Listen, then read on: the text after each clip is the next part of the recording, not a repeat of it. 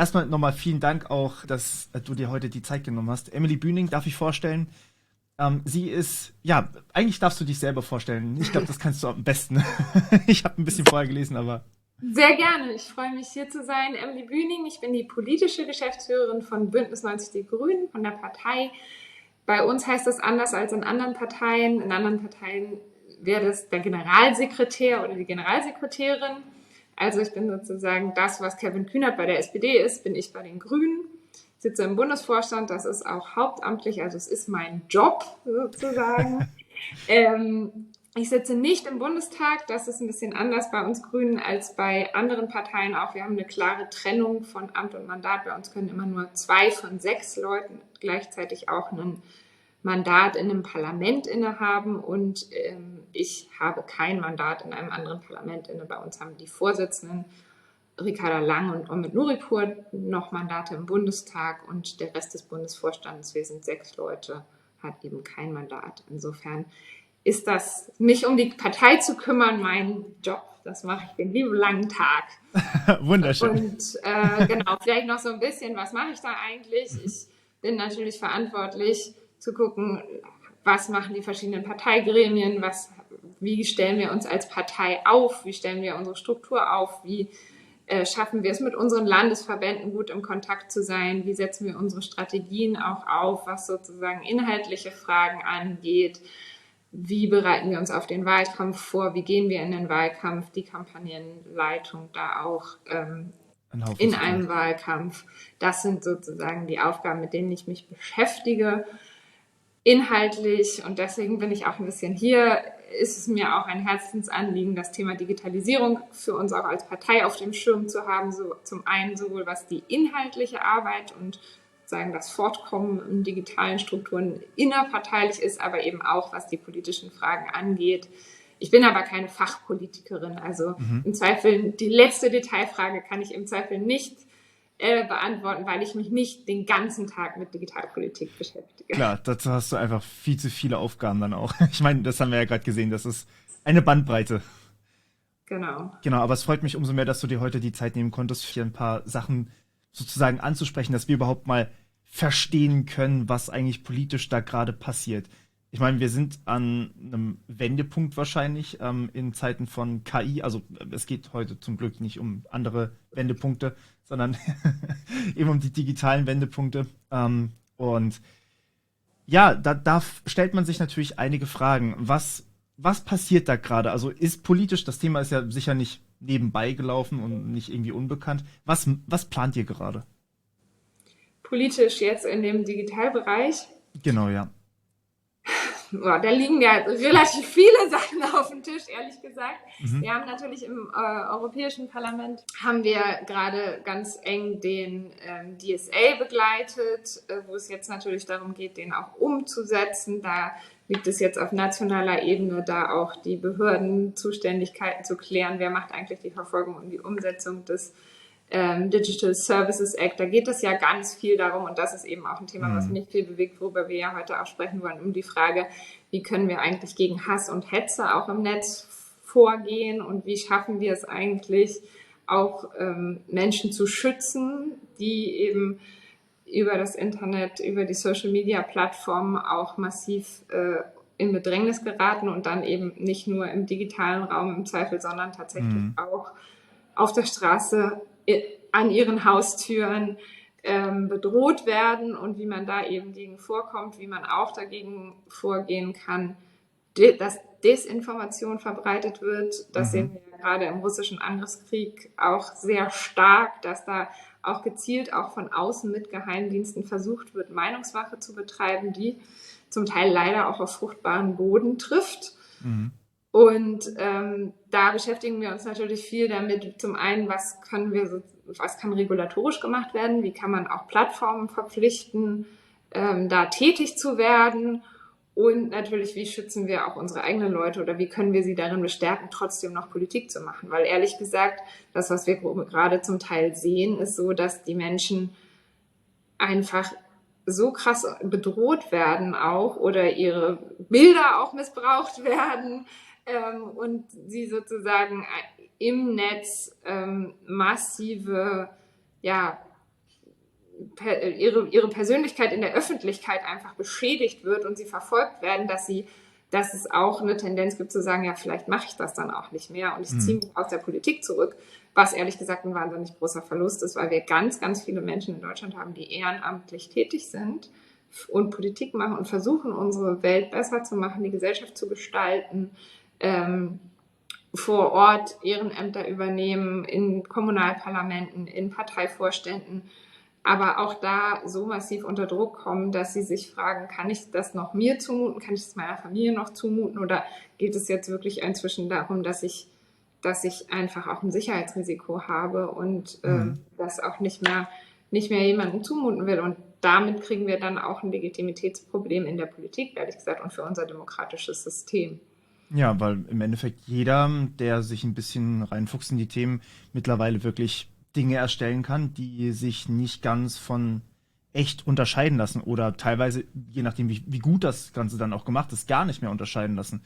Wir hatten letztes Mal im Stream lustigerweise was Passendes dazu gemacht. Wir haben uns vom Fraunhofer Institut das Deep Voice oder man muss quasi erkennen, ob eine Stimme echt ist oder nicht. Und wir haben das mal im Stream zusammen gemacht und ich glaube, wir hatten 40 von 50 hatten wir erkannt, aber auch nicht unbedingt alle. Und ein paar von denen waren wirklich so gut, dass man es nicht erkennen hätte können. Und die Technologien, die werden ja auch überall eingebaut eigentlich. Also ich meine, allein wenn ich jetzt hier in dieses Mikrofon spreche, dann geht das hier erstmal durch ein Kabel durch, dann geht das da hinten in mein System da durch und wird dann auch wieder verändert. Und dann wird es erst hochgeladen. Und das ist dann das, was die Leute auch am Ende sehen. Wenn ich ein Foto mit meinem Handy mache, dann ist da auch KI-Bearbeitung drauf. Da gab es ein paar spannende Experimente, dass Samsung irgendwie den Mond austauschen würde und sowas, weil es einfach besser aussieht. Und da ist dann natürlich schwierig zu sagen, wir limitieren diese Nutzung von KI, aber man muss natürlich auch trotzdem irgendwie vorsichtig sein. Also man kann nicht einfach alles zulassen. Wenn ich jetzt ein Bild von mir hochlade, und das tun wir hier gerade, dann kann man dieses Bild nehmen und kann mein Gesicht benutzen, um Stimme von mir zu nehmen, um quasi Inhalte von mir zu erzeugen. Und klar, natürlich, wenn ich dann mich irgendwie despektierlich gegenüber anderen Menschen äußere, dann ist das super gefährlich. Wie genau wollt ihr das in den Griff bekommen oder was kann man überhaupt dagegen tun? Ja, ich glaube, es ist eine große Herausforderung tatsächlich. Und du Ja. beschreibst es und vielleicht würde ich noch mal ein bisschen darauf eingehen, was da wirklich auch das Problem ist. Und ich sehe auch, das eine ist halt, es ist jetzt einfach technisch schon ganz einfach möglich. Es ist auch so, dass KI an ganz vielen Stellen einfach schon fast jedes Bild im Internet ist irgendwie KI bearbeitet, im Zweifel so ungefähr, Ja. wie du auch beschreibst.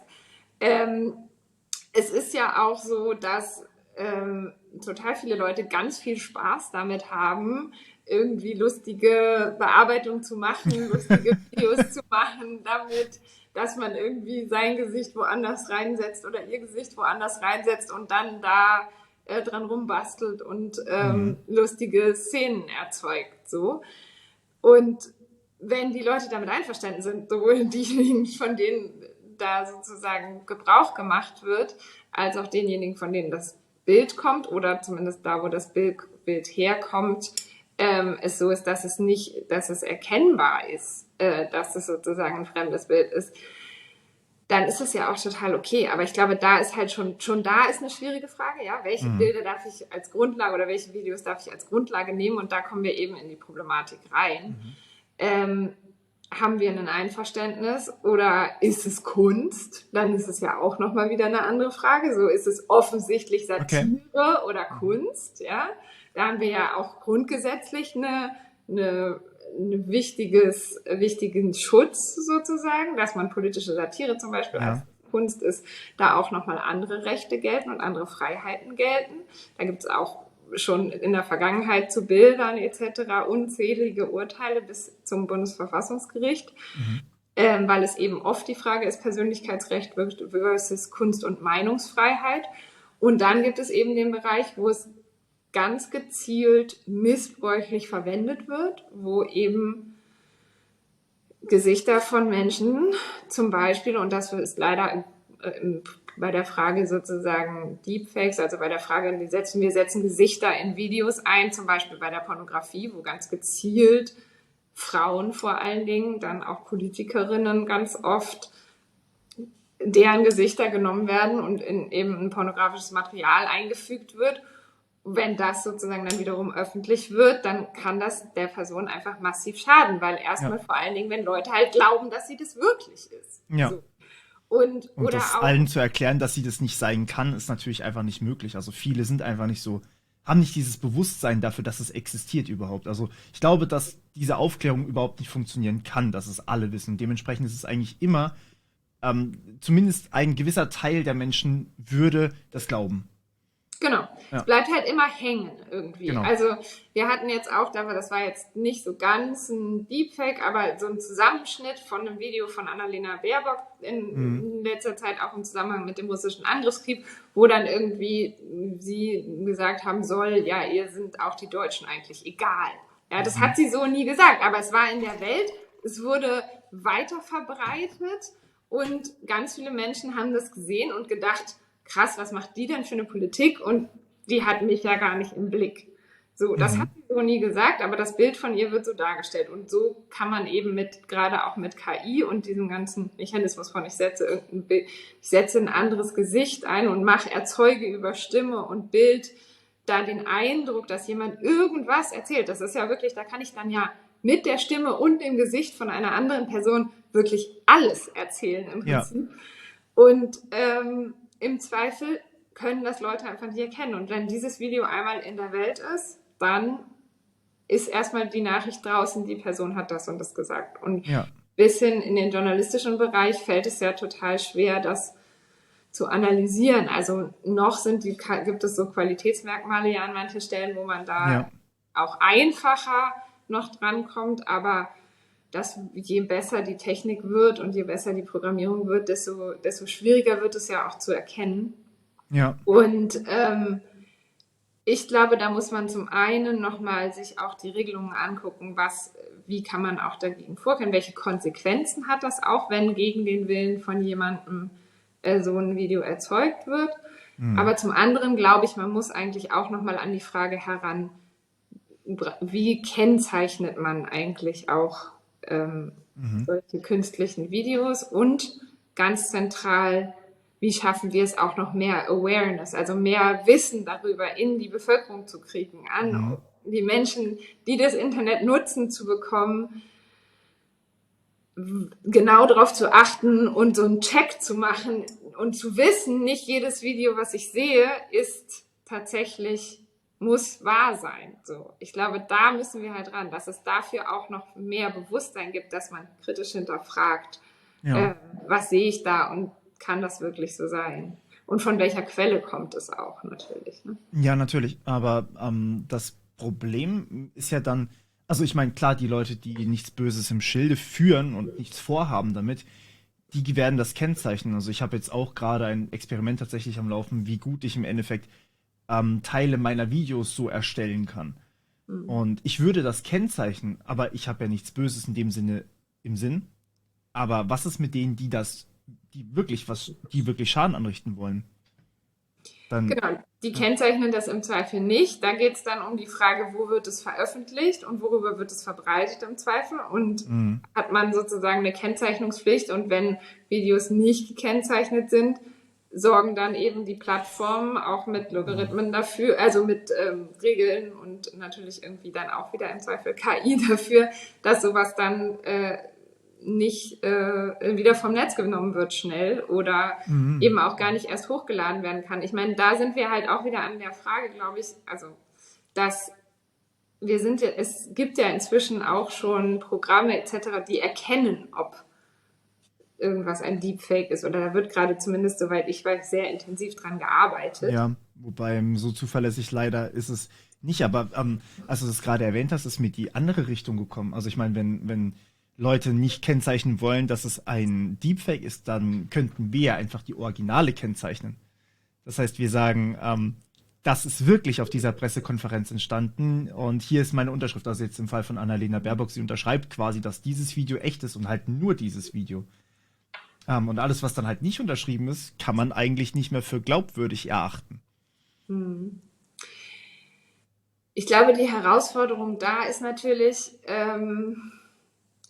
dann wieder die Frage, wo ist der Regelungsbereich, also wie breit macht man das? Ne? Das ist Ja, auch bei den KI-Sachen natürlich so, weil wir haben den politischen Bereich und wir haben ja auch einen großen privaten Bereich. Ne? ja. Und wenn ich jetzt anfange zu sagen, weil auch im privaten Bereich ist ja nicht nur der politische Bereich, wo es ein Problem ist, wenn sozusagen Videos missbraucht werden und Ja, vielleicht dann die Klassenkameradin äh, in, gewisse Videos erstellen. Ja, in einem Video mit Nacktbildern oder sonstigem auftaucht. Ähm, Da ist es ja auch ein Riesenproblem. Und da ist es natürlich auch die Frage sozusagen, wenn es mit Einverständnis gemacht wird, dann das zu kennzeichnen. Ich finde, wenn man es umdreht und sagt, es muss immer das Original gekennzeichnet sein, dann hast du halt viel, viel mehr Bilder und viel, viel mehr Videos nochmal, die halt im Original sind, die dann eine Kennzeichnungspflicht haben. Und warum müssen die Leute, ehrlich gesagt, das kennzeichnen, die nee, müssen erstmal nicht. Ja. das Richtige machen? Ja, also ich finde, Mhm. eine Pflicht für diejenigen, die jetzt Nee, Pflicht würde sozusagen ich nicht sagen, aber ich glaube, das ist diese Schicht an Vertrauenswürdigkeit, die man dann herstellen kann, weil man eben weiß, dass also gerade für Journalismus zum Beispiel. Und ansonsten hat man eigentlich immer diese Abstreitbarkeit. Also wenn es quasi nicht unterschrieben ist, wenn jetzt jemand von mir irgendwas posten würde online, was ich eben nicht möchte oder was ich nicht, ja, also im Endeffekt kann ich alles abstreiten, kann sagen, ist ein Deepfake. Mhm. ähm, Das würde das so ein bisschen umkehren, weil ich glaube, also es ist so eine Art Wettrüsten, ja jetzt schon, zu erkennen, ist jetzt ein Aufsatz, zum Beispiel in jetzt der Schule Ja. oder in der Uni, ist der von ChatGPT geschrieben oder ist der wirklich von einem Schüler geschrieben? Ähm, und wenn man hier ja gut, also da würde die Umkehr wahrscheinlich nicht unbedingt funktionieren, dass man beweisen möchte, dass der Schüler den Aufsatz geschrieben hat, kann er einfach unterschreiben. Ähm, aber wenn das für Videos, zum Beispiel von den Teilnehmern des Videos unterschrieben wird, könnte ich mir vorstellen, dass das eben diese Glaubwürdigkeit erhöht. So wie wenn ich quasi ein Video auf meinen YouTube-Kanal hochlade, dann gehen die Leute aus, dass ich das auch bestätigt habe und Mhm. gemacht habe, Probe geguckt habe, ob das auch wirklich in Ordnung ist. Hm, Das ist aber natürlich deutlich schwerer und schmälert natürlich das Vertrauen auch in zum Beispiel so eine Online-Konferenz, wie wir sie gerade haben, oder generell. Man Mhm. müsste da wahrscheinlich die Infrastruktur stark ausbauen und das stelle ich mir schwer vor. Genau, ich glaube, es ist halt auch krass zu sagen, so, ich verpflichte jetzt die Leute, die sozusagen nicht den Aufwand betreiben, irgendwie was Hm, künstlich zu erstellen, jetzt das zu machen. Und die Leute, die irgendwie an den Videos rumbasteln, noch mal mehr, die müssen halt, also wir hm, machen das halt, um denen das Loophole zu schließen. Ich das glaube, stimmt, das ist ja. ehrlich gesagt nicht realistisch so. Hm. Aber Und andersrum wird's einfach ein Wettrüsten werden, wo ich irgendwann Zweifel habe, dass die Menschheit oder generell die Algorithmen noch mithalten können. Es wird immer wieder so ein Schub geben, jetzt ist das Fake besser und jetzt ist das Original besser. Ja, ja, wie schwierig. gesagt, es ist eine total schwierige Frage. Und also wir haben jetzt Regelungen mit dem DSA, auch die klar sagen, Hm, so Hass und Desinformation und Fake ist nicht erlaubt, mhm, so. Und es gibt auch eine Pflicht, auch für die Plattformen, auf denen der Großteil dieser Videos verbreitet wird, ähm, dagegen vorzugehen und diese vom Netz zu nehmen. ja. Ähm, Und die Herausforderung wird nach wie vor darin bestehen, dass die Plattformen das auch machen und natürlich auch da gibt es ja in DSA jetzt auch die Regelung, dass es auch mehr Transparenz darüber geben muss, wie eigentlich diese ganzen Informationen verbreitet werden und wie die Algorithmen eigentlich sind, weil da findet einfach ganz viel Meinungsmache statt und die Hm. Plattformen haben heutzutage wahnsinnig große Macht darüber, was ausgespielt wird und an wen was ausgespielt wird und welche Aktivitäten sozusagen belohnt werden und damit Oh ja. eben eine höhere Reichweite bekommen und welche Aktivitäten eben nicht belohnt werden. Das ist ja was, womit wir auch sehr stark zu kämpfen haben, Ja, dass sich sozusagen fühle ich. Hass mehr verbreitet als die sachliche Botschaft so. Ja, ja, doch, kann ich unterschreiben. Ähm, und das liegt ja auch an den Algorithmen so. Ja.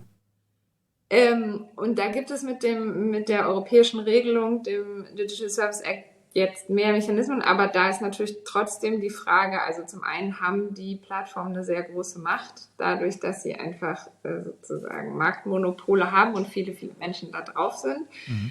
Und dann ist es eben schwierig, auch gegen sie vorzugehen. Mhm. Und wir brauchen, und das ist, glaube ich, auch noch zentral, wir brauchen auch kompetente Leute in unseren Verwaltungsstrukturen, in unseren Durchgriffsorganisationen, also sei es nun die Polizei, wo es um Anzeigen etc. geht und die Frage der Verfolgung, und sei es aber eben auch dann im Zweifel in den Verwaltungsstrukturen, die dann dafür zuständig sind, die Umsetzung des Digital Services Act auch zu beobachten. Und die müssen dann natürlich auch den Druck auf die Plattform ausüben können und sagen können, okay, wir haben jetzt hier eine Liste an Beschwerden, ihr müsst da tätig werden und ihr kriegt im Zweifel auch Strafzahlungen aufgebürdet, wenn ihr euch nicht daran haltet oder eben andere Konsequenzen. Das funktioniert aktuell noch nicht. Ich würde sagen, es funktioniert in Teilen. Ne? Okay. Was heißt in Teilen? Also manche Plattformen da nicht oder manche Aktionen funktionieren nicht so? Also ich weiß nicht, ob du Erfahrung damit hast, aber ich habe in der Vergangenheit öfter versucht, Videos und Bilder etc. zu melden. Mhm. Dann sind zum Teil die Meldeformulare sehr kompliziert. Das Dann muss ist wahr, ja. man sehr, sehr viel da eingeben. Dann Mhm. muss man sehr aufwendig die Bilder sichern und hat dann nochmal 3 Verweise, ehe man dann wieder bei dem Formular ist, dass man das sozusagen alles eingereicht hat überhaupt. Und dann passiert erstmal nichts. So. Da wird schon versucht, weil natürlich auch die Plattformen sehen, zum einen die politische Kommunikation, da geht es auch um Demokratiefragen, dass es dann da auch schneller bearbeitet wird. Aber ich finde es eigentlich inakzeptabel, dass es sozusagen, also zum einen, Dass die Hürde bei uns liegt, wenn wir es melden wollen. genau, dass es zum einen auch bei den politischen Parteien ehrlich gesagt auch sehr lange dauert und zum anderen, dass Gleiche auch für normale natürlich Bürgerinnen und Bürger, für Nutzerinnen und Nutzer, wenn es halt ewig dauert, total kompliziert ist, weil dann macht man es halt eher nicht und man denkt, das ist halt super viel Aufwand und oh Gott. So, ich sehe bei... Ja, das ist ein Problem, auf jeden Fall. Das ist halt ein großes Problem und dann auch so ein bisschen die Hilflosigkeit natürlich, okay, dann kann man nochmal Widerspruch einlegen etc. Und dann natürlich ich sehe bei den Behörden, dass sich da gerade viel tut, ehrlich gesagt. Also, dass es zum einen Schwerpunktstaatsanwaltschaften zum Teil aufgebaut werden, wo explizit auch der Auftrag ist, gegen sozusagen Straftaten zu verfolgen, die Hass und Hetze verbreiten, gerade auch gegen Politikerinnen, aber auch sonst. Da gibt es inzwischen verschiedene Staatsanwaltschaften, die das als Schwerpunkt haben. Sachsen hat gerade 3 neue eingerichtet, zum Beispiel, okay. wo man explizit sowas melden kann. Auch in Bayern gibt es sowas, in Hessen gibt es das schon am längsten, die dann auch wirklich damit befasst sind und wo man über ein Online-Formular sowas auch einreichen kann. Das ist, glaube ich, total wichtig, weil es jetzt auch immer mehr ja auch dazu kommt, dass auch wirklich Leute dann auch Strafe zahlen müssen dafür, wenn sie sozusagen Hass und Hetze und Fakes verbreiten. Das hilft natürlich noch nicht so richtig bei den Institutionen, die sozusagen Ja, die da eigentlich in der von Meldung außen im Zweifel mit geheimdienstlichen Mitteln dagegen vorgehen. Na gut. Aber auch da, ich glaube, es braucht halt auch die Abschreckungswirkung und es braucht oft auch das Bewusstsein. Ja? Also ich glaube nach wie vor, dass viele Menschen online halt eine niedrigere Hemmschwelle haben, auch Leute zu beschimpfen und Leute zu beleidigen. Ja, auf jeden Fall. Und Da ist einfach dieses Gesicht nicht da und dass man dieses Gegenüber des anderen Menschen auch hat. Ich glaube, da fehlt einfach diese Beziehung, dass man direkt wirklich mit einem Menschen kommuniziert. Und das macht es einfacher für viele, glaube ich, ja. Ja, und tatsächlich, also wie gesagt, ich habe in der Partei auch mit vielen Menschen Kontakt, die davon betroffen sind. Und das ist wirklich krass, was das für die Menschen heißt. Ja. Und da sind besonders Frauen betroffen, da sind auch besonders People of Color betroffen, da sind besonders auch Transgender-Menschen betroffen. Also alle, die ein bisschen anders sind und Frauen stehen da besonders unter Beschuss. Wir haben oft auch im alltäglichen Leben schon damit zu tun, dass sie gegen Diskriminierung ankämpfen müssen. Und dann schlägt ihnen im Netz so eine Welle an Hass entgegen und das auszuhalten und sich nicht davon kaputt machen zu lassen und das nicht persönlich zu nehmen, sondern zu sagen, okay, ich bin hier, weil ich politisch aktiv bin, weil ich für bestimmte Werte stehe und die wollen nicht mich als Person, sondern die wollen auch dieses Ganze, wofür ich stehe, greifen die halt an. Sich davon freizumachen, ist halt total schwierig und in Teilen geht es dann ja wirklich auch auf die Person und da wird so gezielt, es geht bis dahin, dass ich von ganz vielen Leuten immer wieder auch die Meldung kriege, wir haben auch natürlich irgendwie von zerstörten Glasscheiben in Büros, aber eben auch an den Wohnungstüren, Galgen an den Wohnungstüren, Fäkalien in den Briefkästen, all sowas kommt immer wieder vor und zerstochene Autoreifen etc., wo sich sozusagen dieser Hass, den es im Netz gibt, dann auch dafür auf die Straße transferiert und wo ich glaube einfach die Hemmschwelle da auch abgesenkt wird. Weil wenn man es im Netz sagen darf, dann kann man ja auch was machen. So. Dann ist quasi der Weg nicht mehr so weit, für manche zumindest. Aber ich glaube, viele stacheln sich auch gegenseitig dann im Netz an erstmal, bis es dann wirklich so hochkocht, dass es dann explodiert und dass wirklich jemand dann vor Ort geht. Und ich glaube, da ist ein großes Problem, dass wir es gerade bei diesen Hass- und Hetze-Thematiken, aber auch bald mit diesen Deepfake- und Fake-Informationskampagnen mit extrem vielen Bots zu tun haben, die das einfach automatisiert machen. Das heißt, ich könnte jetzt einfach einen Twitter-Bot schreiben oder mir einen Account auf Twitter erstellen, der mir das automatisch macht oder woanders, völlig egal. Und wahrscheinlich wäre mein Aufwand, diesen Account zu erstellen und darüber meine Hassbotschaften zu verbreiten, weniger groß, als wenn ich wirklich jemanden melden möchte, der solche Sachen dann auch verbreitet und vielleicht Falschinformationen über mich verbreitet. Und ich glaube, das ist diese Diskrepanz, dass es für die Mobber an sich einfach einfacher ist, als für die Leute, die sie loswerden wollen. Vor allem, weil die Leute, die sie loswerden wollen, einfach mit so einer Welle an Accounts überflutet werden. Also ich meine, ich hatte das Problem ja auch schon. Und ich glaube, jeder, der irgendwie auf Social Media ist, hat das Problem schon mal gehabt. Und bis man dann wirklich was dagegen unternehmen kann, das ist eine riesige Hürde, dass man da überhaupt was machen kann. Ja. Anzeigen funktionieren nicht, die Leute benutzen einfach VPNs und sind dann halt nicht auffindbar, weil die Hürde zu groß ist. Oder Social Media Posts können nicht gelöscht werden oder werden dann erst mit Verzögerung von 5 Wochen gelöscht. Ja, genau, das ist halt das, was ich meine, ne? Genau, solche Sachen. Und ich glaube, das wird halt zunehmen, wenn die Erstellung von Bots und auch die Informationsfälschung so einfach gemacht wird. Ja, und deswegen glaube ich, braucht es halt wirklich auch klare Richtlinien auch bei den Plattformen, dass da schneller und mehr passiert. Ja, Ich meine, da sehen wir gerade den gegenläufigen Trend bei Twitter, bei ja, Twitter wo vor ja allem, auch ja. alle berichten so, okay, meine Timeline ist jetzt viel schlimmer als vorher. Das ist einfach Vorher 99% Bitcoin-Scams.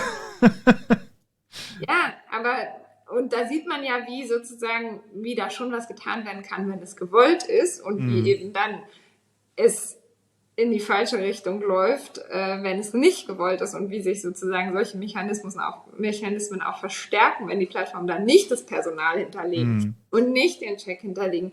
Ich will auch gar nicht, es ist auch nicht so einfach bei den Plattformen, das will ich gar nicht sagen. So, da braucht es auch Personal und so, weil wie gesagt, wir haben auch Meinungsfreiheit, wir haben auch Kunst- und Urheberrechte sozusagen, also da auch ein Recht auf Kunstfreiheit.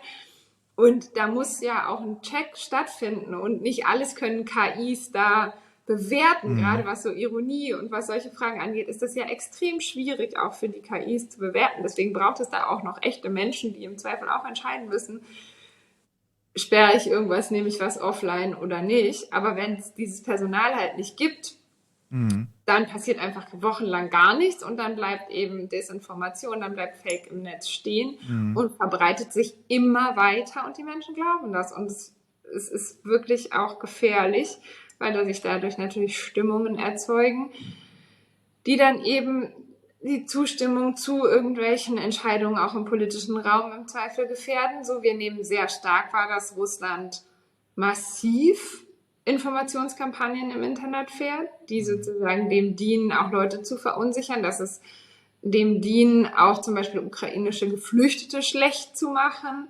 Geschichten von irgendwelchen möglichen Szenarien zu verbreiten, von Atomwaffen etc., um Leuten Angst zu machen und um die Zustimmung die noch große Zustimmung der Bevölkerung dazu, dass wir die Ukraine unterstützen müssen, um die abzuschwächen. Das ist ja ganz gezielt. Da ist eine gezielte Kampagne im Internet dazu, dass in allen, und man nimmt es noch, also es ist in Deutschland ist es stark, aber gerade auch in den anderen osteuropäischen Ländern, die ja auch direkt zu Russland angrenzen, wo viel russischsprachig auch ist, sehen wir, die Zahlen sind sowas von explodiert an Fake-Informationen, die da im Netz kursieren, die versuchen gezielt Meinungsmache zu betreiben und die Unterstützung für die Ukraine zu unterminieren. Also wirklich da das einfach runterzunehmen. Da hatten wir ja sogar auch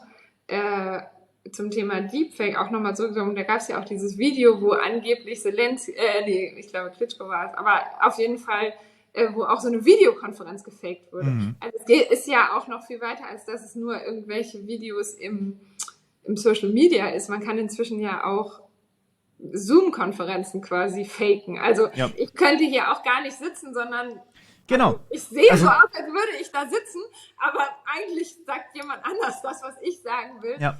Und die Awareness dafür, wirklich auch genau zu gucken und dann, wenn einem irgendwas komisch vorkommt, das zu hinterfragen, die haben gerade noch ganz wenige Leute. Und selbst bei denen, die sie haben, ist es, glaube ich, mittlerweile an einem Limit. Also ich habe es heute auch gemerkt. Wie gesagt, ich führe mal kurz das Projekt aus, was ich gerade tatsächlich mache. Ich bin bald einen Monat ungefähr weg und auf einer quasi Reise, um was zu erkunden, nicht so wichtig.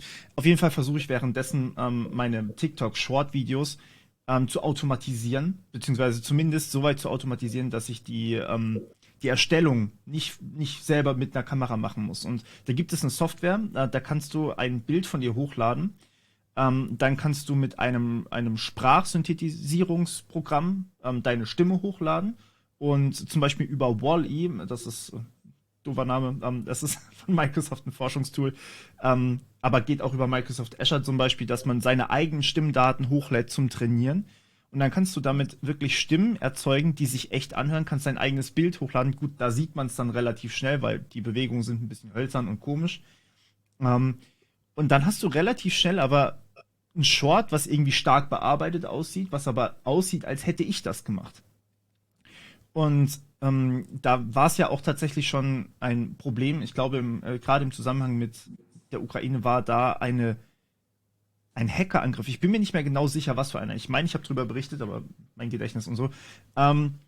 Dass tatsächlich jemand angerufen hat und so getan hat, als wäre er jemand, der irgendwie wichtig ist.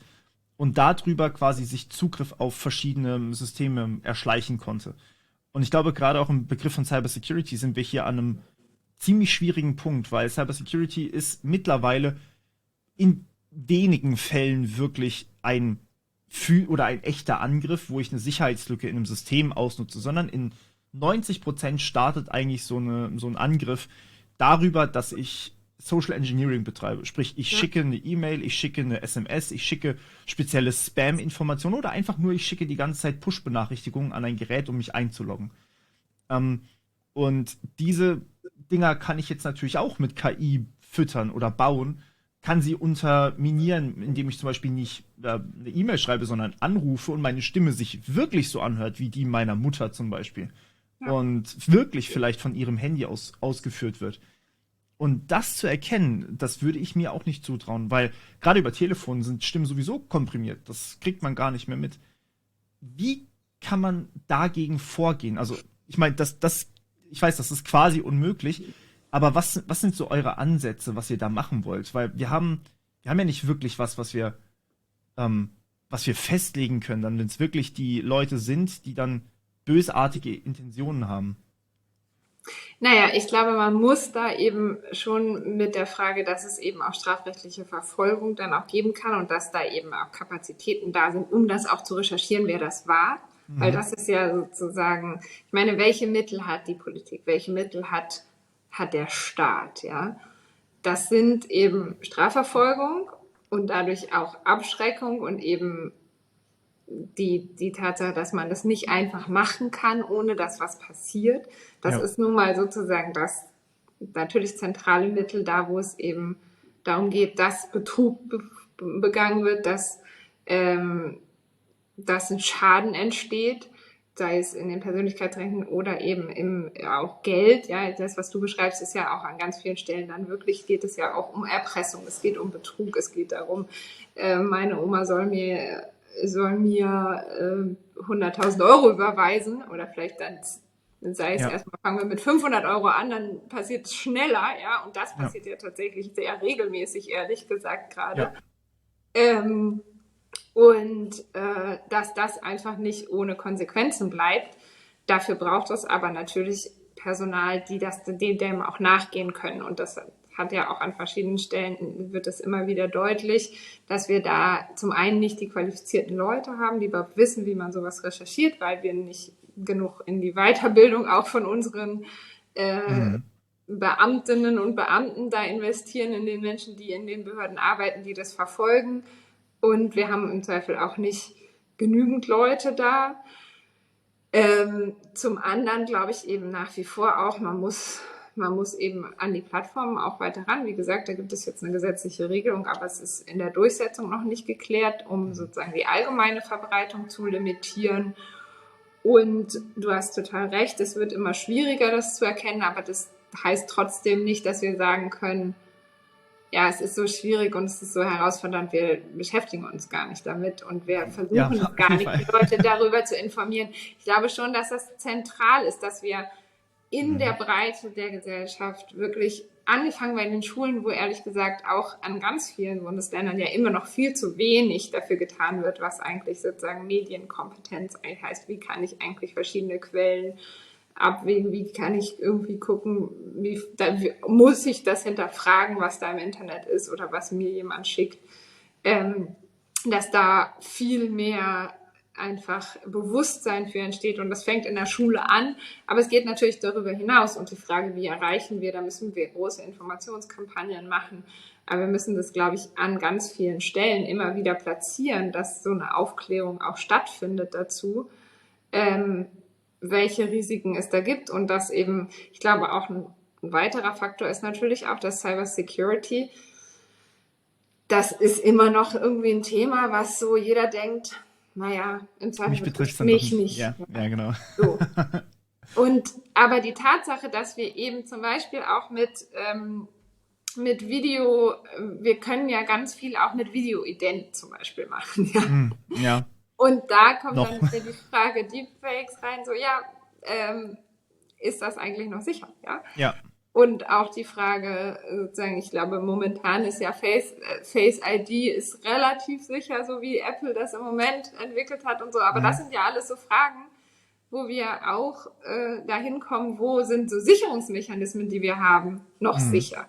Und wie stellen wir die eigentlich auf? Und wie schaffen wir es, dass sich die Menschen endlich mal, und ich meine, die Debatte haben wir seit sehr vielen Jahren, aber nach wie vor, wenn man sich Zahlen anguckt, wie Passwörter in Deutschland gestaltet sind, doch die Passwort 1, 2, 3, 4, wenn es ein langes sein muss. Ja, wenn es lang sein muss, dann vielleicht noch 5, 6, 7, 8. Noch sehr häufig, ja, weil alle immer denken, ach, ich werde schon nicht betroffen sein. Ja. Und die Frage, wer eigentlich einen zweiten Faktor bei Sachen eingerichtet hat, auch das ist nach wie vor selten. Das ist halt immer lästig, ja. Das ist mehr Aufwand. Und ich kenne das ja auch. Es ist einfach mehr Aufwand. Man denkt, es geht jetzt nicht so schnell. Und ich bin ja hier kein... und das ist ja nicht so wichtig. Wer sollte sich denn um mich kümmern? Ja, warum sollte irgendjemand mir sowas antun? Warum sollte mir jemand so eine E-Mail schreiben oder meinen E-Mail-Account knacken? Und die Frage sozusagen... Ja, da kommt dann das böse Erwachen im Zweifel, wenn dann auf den Bankaccount, aber da haben wir ja zum Beispiel schon Sicherungen auch geschaffen, ne? Ja, wo das zumindest ist, und das ist, glaube ich, auch wichtig und das ist dann wiederum auch staatliche und politische Aufgabe zu gucken, sind wir in einem Fall, wo wir über Ordnungspolitik tatsächlich auch Regeln setzen müssen, um die Menschen zu schützen. Also es ist ja immer ein Zweierlei. Einerseits müssen wir sind eine Demokratie, die davon ausgeht, und das glaube ich auch ganz fest, wir sind eigenverantwortliche Menschen. Ja? Es ist an ganz vielen Stellen, müssen wir erstmal davon ausgehen, wir sind ein vernunftgeprägter Mensch, der auch eine Pflicht hat, sich auch um sich selbst zu kümmern. Ja? Mhm. Und dann gibt es Bereiche, wo man sagen muss, da ist die Gefahr, dass Menschen wirklich massiv Schaden zugefügt wird, so groß, dass wir Regeln setzen müssen und dass wir Pflichten einführen müssen. Und deswegen haben ja zum Beispiel Banken jetzt eben auch diese Pflicht bekommen, dass man noch einen zweiten Faktor haben muss, sonst Gott sei Dank. funktioniert Online-Banking einfach nicht mehr, Ja. weil eben so viel Schaden, auch finanzieller Schaden, da einfach entstanden ist. Ja. Und das ist eben auch immer die Abwägung, in der wir in der Politik sind. Ne? Wenn wir vorhin über die Frage geregelt haben, können wir nicht alle einfach verpflichten, dass sie Originalvideos kennzeichnen. Die Abwägung ist immer, wo sind wir in einem Bereich, wo wir so stark in das Private auch eingreifen und Leute zu was verpflichten, dass es eigentlich nicht mehr zumutbar ist, und wo ist es ein Bereich, wo es aber so notwendig ist, weil einfach so viel da Missbrauch betrieben wird, so viel Schaden angerichtet wird, dass wir sozusagen eine Schutzpflicht auch haben von staatlicher Seite. Das ist aber in der Regel keine einfache Abwägung. So. Ja, ich glaube, da gibt es auch sehr viele Möglichkeiten, das durchzusetzen. Aber da stelle ich mir eine Frage. Wäre es nicht eine sehr, sehr effektive Möglichkeit, wenn man, sagen wir mal, eine staatliche Zugangskontrolle hat? Also im Endeffekt, also wie bei Google. Ich kann mich ja an manchen Seiten mit Google anmelden. Ja? Also zum Beispiel jetzt bei der Plattform, wo wir gerade aufnehmen, könnte man sich, glaube ich, mit Google anmelden. Sollte gehen. Und darüber dann quasi ein Abo abschließen. Und ich kann eigentlich relativ sicher sein, dass Google wahrscheinlich ganz gute Zugangssicherung hat. Hoffentlich. Im besten Fall. Und jetzt nehmen wir einfach mal, anstatt Google nehmen wir hier einen staatlichen Anbieter, der das wirklich für mich übernimmt, dass ich da sogar vielleicht mit meinem elektronischen Ausweis sein kann, sodass ich beispielsweise, wenn ich bei Google sowieso meine Adresse angeben muss, dass ich das eben nicht irgendwie bei Google hinterlegen muss, sondern dass Google das vom Staat, der ja sowieso meine Adresse hat, abfragen kann, dass ich dem quasi die Rechte dazu gebe. Also wirklich aktiv die Rechte gebe für Dinge, die der Staat sowieso schon hat, damit ich sie nicht auf jeder Plattform separat hinterlegen muss, damit sie vielleicht auch nicht gestohlen werden können so leicht.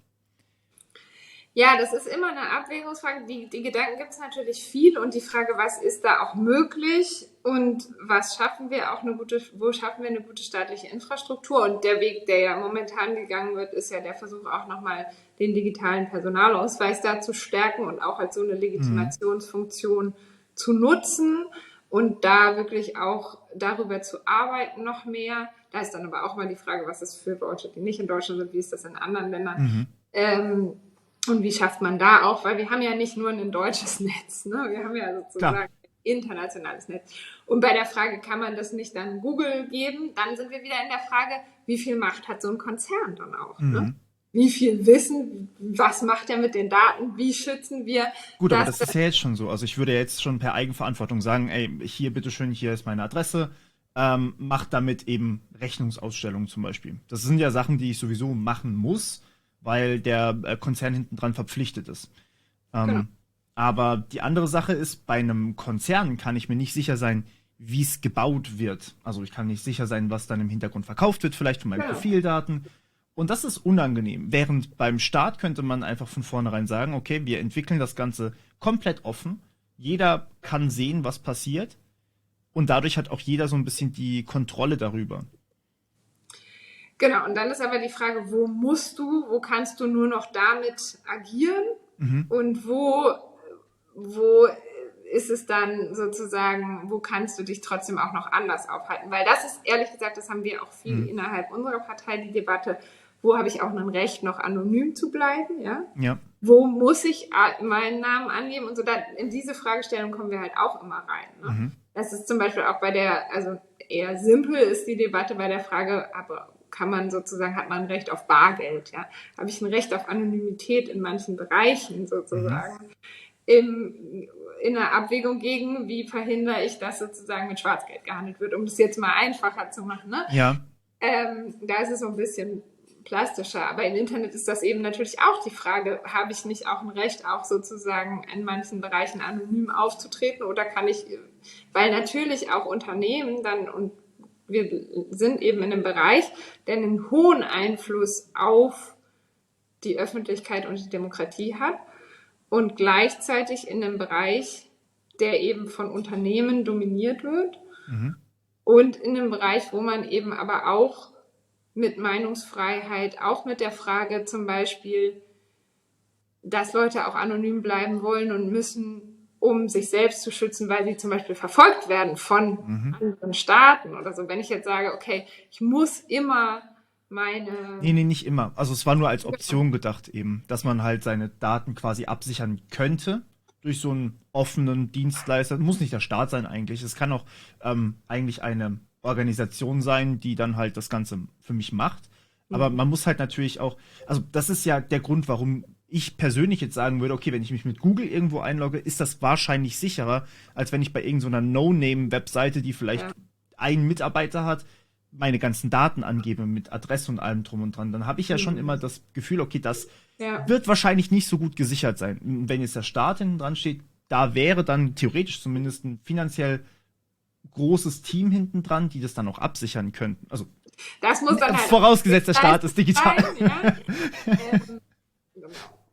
Also ich glaube, es gibt ja immer wieder Überlegungen, auch Sachen auf staatliche Ebene zu ziehen. Mhm. Es gibt ja auch immer wieder die Diskussion, brauchen wir eigentlich nicht eine staatliche Social-Media-Plattform und so. Mhm. Aber genau, da ist, glaube ich, die Herausforderung zu gucken, wie kann es auch realistisch umsetzbar sein, wie schaffen wir das?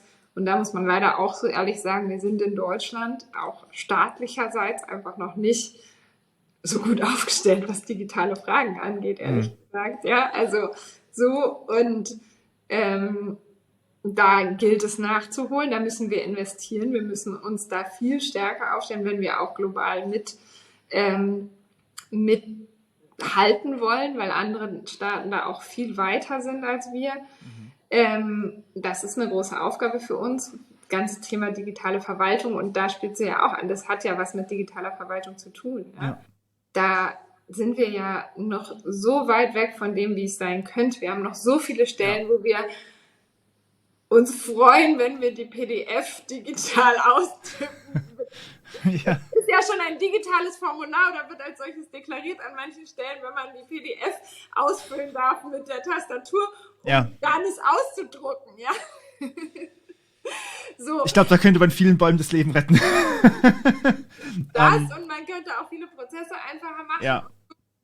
Aber in dem Zusammenhang ist es natürlich immer die Frage, wo setzt man an und wo schafft man das? Wie gesagt, soweit ich informiert bin, geht es voran bei der Frage sozusagen digitaler Identität. Das ist gerade ein Mhm. großes Thema.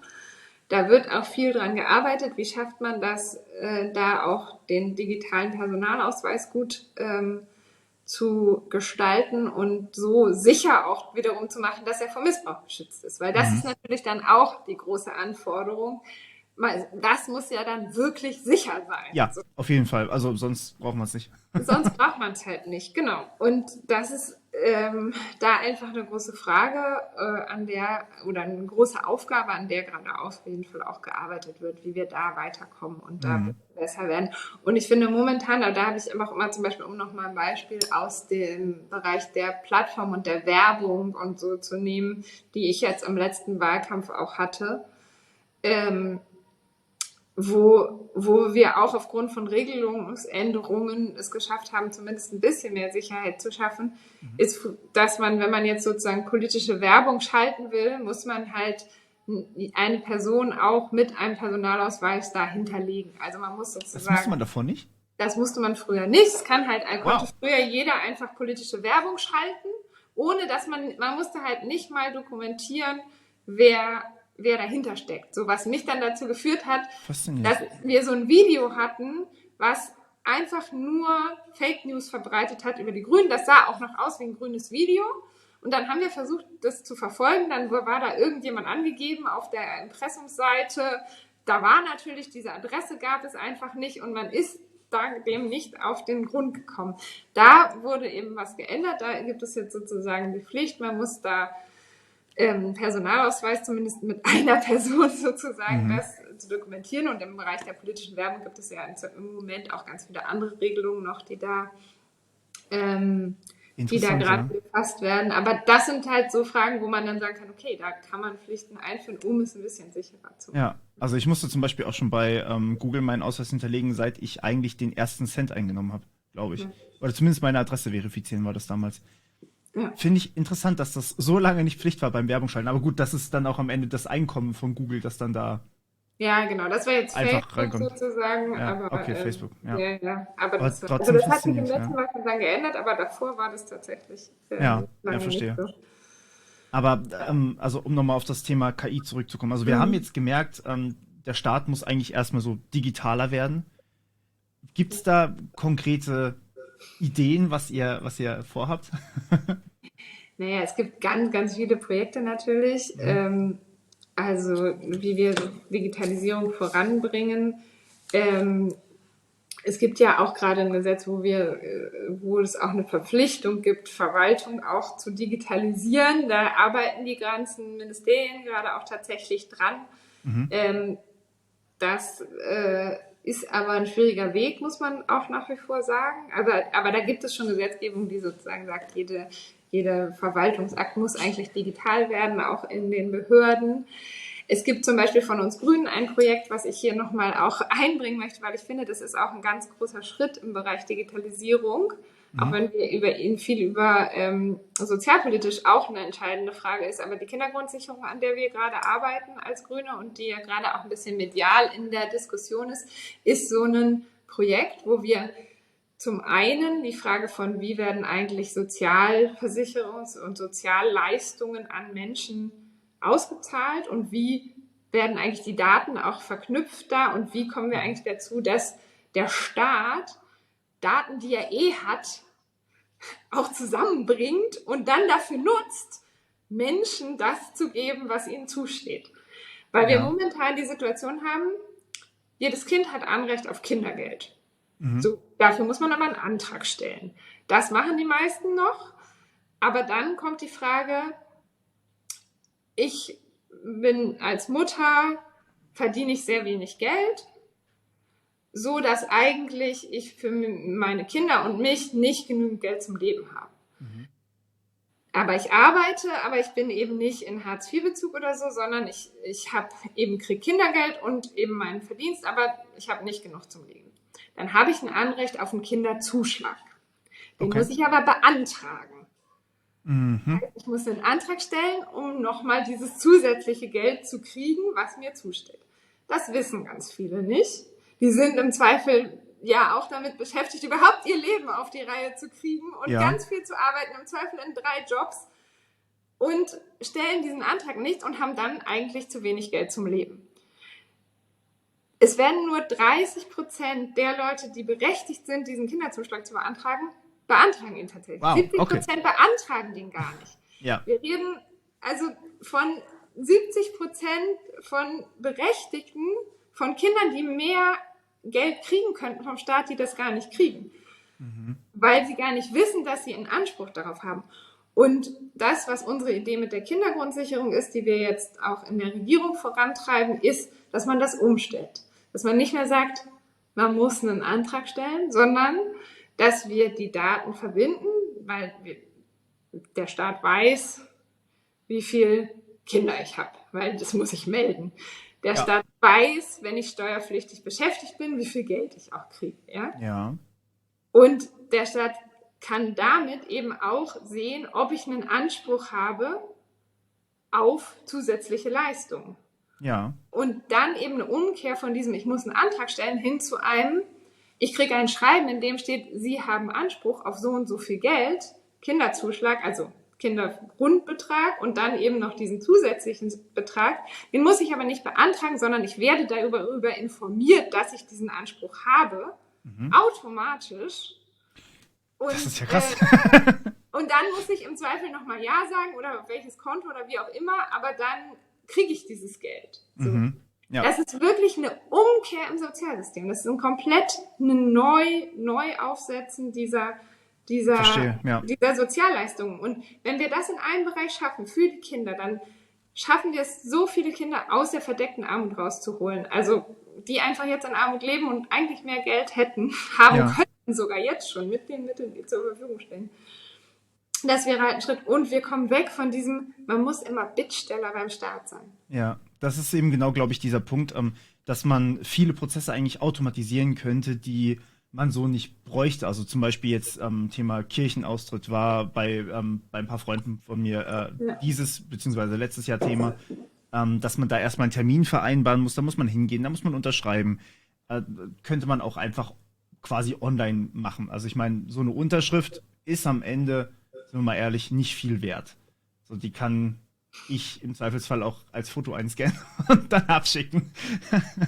Und ich glaube, diese digitalen Dienste, die der Staat dann anbieten kann, dieses Umkehren, dass ich quasi mich nicht mehr um alles kümmern muss, ich glaube, das ist was extrem hilfreich ist. Ich glaube, das ist ja auch bei vielen Förderungen ein Problem. Also gerade von irgendwelchen Projekten oder sowas. Wir haben jetzt bei der Academy, bei meinem Projekt, haben wir auch eine Förderung beantragt vor einer Weile und das hat, ich glaube, ein paar Monate gebraucht und ich habe Hilfe gebraucht von einem externen Dienstleister, den ich natürlich dann auch bezahlen musste, damit wir das überhaupt hingekriegt haben. Ja. So all diese bürokratischen Prozesse sind, glaube ich, erstmal eine riesige Hürde für viele überhaupt irgendwas Staatliches machen zu wollen. Weswegen dann natürlich dann auch extrem viele Menschen beschäftigt werden müssen, also gerade auch von staatlicher Seite. Aber die Effizienz dann natürlich auch drunter leidet. Und ich glaube, so ein Projekt könnte das dann natürlich auch automatisieren, beziehungsweise ein erster Schritt sein, allgemein Dinge zu automatisieren. Ja, auf jeden Fall. Und deswegen glaube ich, ist es so wichtig, dass wir diese Kindergrundsicherung hinkriegen, weil wir natürlich, wenn wir es in einem Bereich schaffen, zeigen, dass es möglich ist und da dann auch in anderen Bereichen draufsatteln können. Ähm, und ich glaube halt, was zentral ist, auch bei dieser ganzen Frage Verwaltungsdigitalisierung. Ich glaube, ein ganz großer Teil vom Vertrauen in unseren Staat hängt ja auch und Vertrauen in unsere Demokratie hängt ja auch mit der Frage, wie funktioniert die Bürokratie zu tun.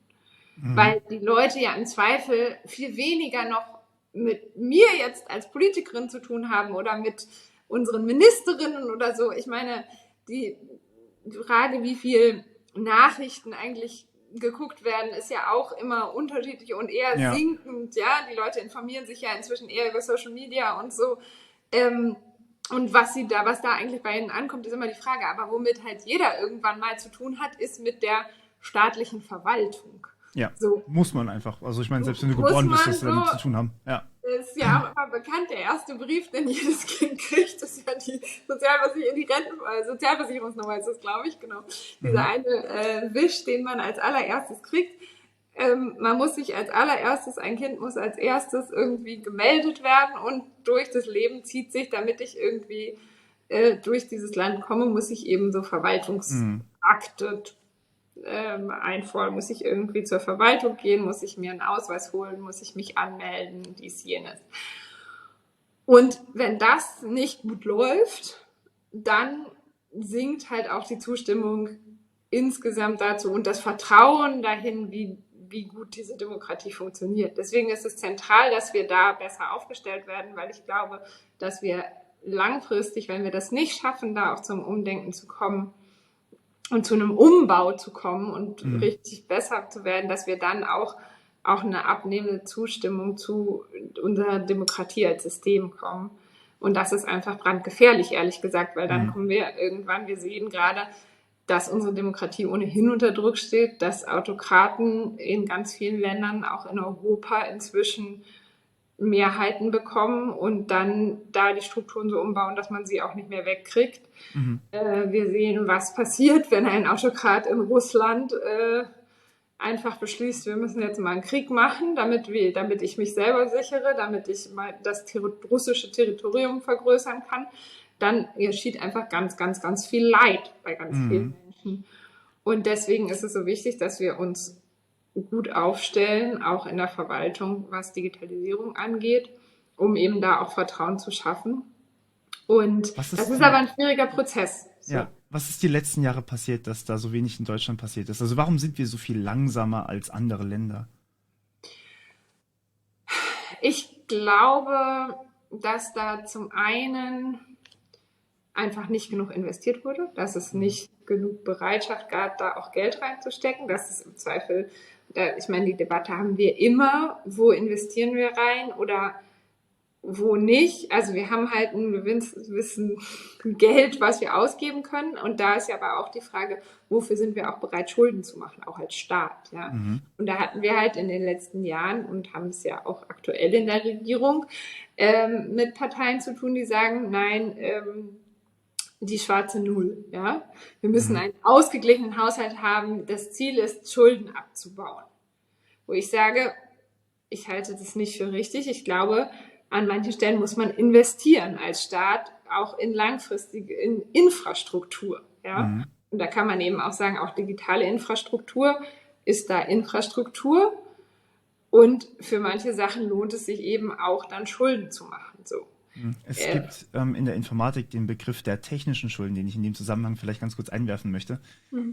Technische Schulden sind im Endeffekt, wenn ich ein Informatik- oder ein Softwaresystem aufbaue und das immer weiter wächst, aber ich habe nie die Zeit, die Mittel oder das Geld, irgendwas neu daran zu machen, also quasi den Code wieder besser zu machen, dass er wachsen kann, dass es wirklich mehr hinzufügen kann dann am Ende.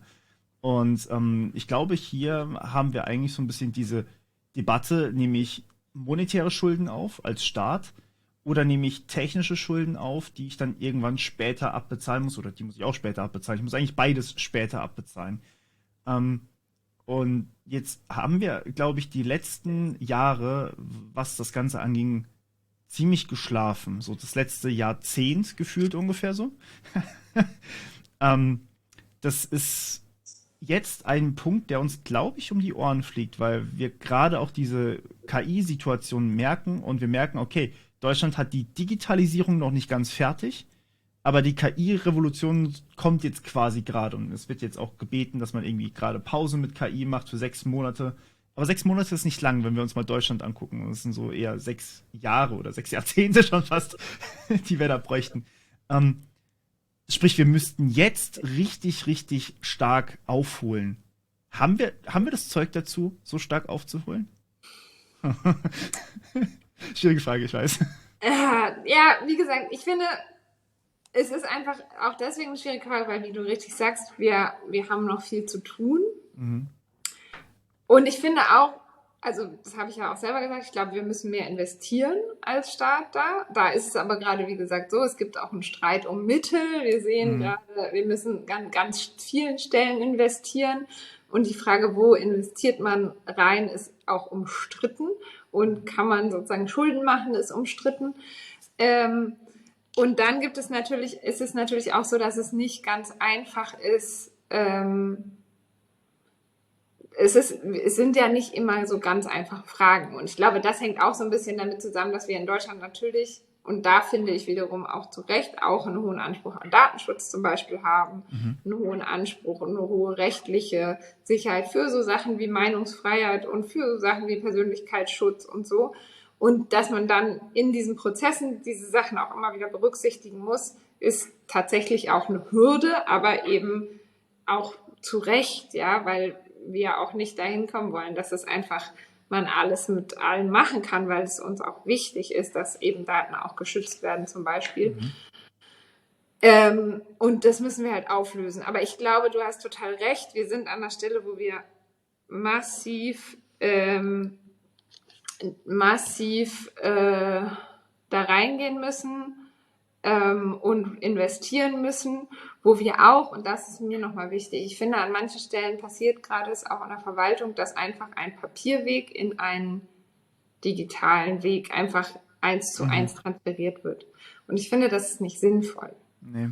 Wir müssen eigentlich jeden Verwaltungsweg, den wir momentan auf Papier haben, muss man eigentlich überlegen, wie kann der sinnvoll digital sein? Wie ist eigentlich der Nutzerinnenweg im Digitalen? Wir müssen da eigentlich sozusagen nutzerinnenorientiert, sei es nun, ob das die Verwaltungsleute sind oder die Bürgerinnen und Bürger, die diesen Weg in Anspruch nehmen, von der Position eben ausdenken, was braucht es eigentlich und wie kann man es digital umsetzen und nicht einfach von einem, wir haben da so einen Antrag, den machen wir jetzt digital und dann ist das Verfahren das gleiche. Ja. Aber das ist natürlich auch nochmal eine krasse Wissensleistung und eine krasse also eine krasse Anforderung an Personal, an Kompetenz. Dafür muss es Mittel geben, um so User Journeys etc. zu machen. wie es zum Beispiel gerade sehr wenig gibt, wenn sozusagen vom öffentlichen Auftraggeber Mittel vergeben werden für Digitalisierungsprojekte. Da ist da viel zu wenig sowas mit drin bisher an vielen Stellen, dass man eben so User Journeys und so mitdenkt. Also da ist noch ein langer Weg zu gehen, sozusagen. Ja, das heißt, oder der Staat hat damals, als die Prozesse entstanden sind, nicht wirklich nutzerfreundlich gedacht, sondern eher, wie kann ich die Prozesse möglichst halt abarbeiten. Aber jetzt müsste man das Ganze ja irgendwie wirklich so automatisieren am Ende, dass es so wenig Interaktion oder Arbeit wie möglich gibt. Auch von staatlicher Seite. Also ich meine, am Ende können dann die ganzen Mitarbeiter in Behörden, die wir einfach momentan brauchen, um überhaupt diesen Workload annähernd erfüllen zu können, die könnten dann was anderes machen. Und das heißt, wenn wir uns einen Weg erarbeiten, der dann optimaler läuft, könnten diese Menschen dann zum Beispiel daran arbeiten, neue Wege zu optimieren. Und damit würde man ja auch am Ende Geld sparen. Ja, das Problem ist halt immer, man braucht eine Anfangsinvestition und man muss einmal diesen Schritt gehen und dann kann man davon darauf aufbauen. Und man muss natürlich Leute auch mitnehmen auf dem Weg. Also, und ich meine, jemand, der jetzt über 10 Jahre oder 15 Jahre oder auch noch länger immer die gleichen Anträge bearbeiten musste und da wusste, wie er oder sie damit umgehen musste und wo da die Fallstricke sind und so, kann man halt auch nicht einfach an den Backend von irgendeinem System setzen, ja. Also ich glaube, da ist halt diese ganze Frage, und das ist ja in der Digitalisierung auch eine große Frage, wie schaffen wir es eigentlich, Leute auch mitzunehmen auf dem Weg, wie schaffen wir es, Leute anzulernen, in dieses Denken zu bringen und da überhaupt die Bereitschaft auch zu haben, das mitzudenken und neue Sachen zu lernen. Da haben wir gesellschaftlich auch nach wie vor eine Aufgabe. Ne? Ja, das ist wohl wahr. In ganz vielen Bereichen ja so. Und das ist natürlich im Digitalen nochmal besonders und auch viel, aber das ist ja auch bei der ganzen Frage, wie kommen wir eigentlich weg von fossiler Energie zu klimaneutraler Energie, ja? Wie schaffen wir es, die Leute da umzuschulen, damit nicht wir einfach auch Leute überflüssig machen in der Arbeitswelt. Und das ist im Digitalen ja auch, ich meine, da ist gerade die Diskussion über ChatGPT ist ja auch da total die Frage so, wer wird jetzt eigentlich alles arbeitslos, ja?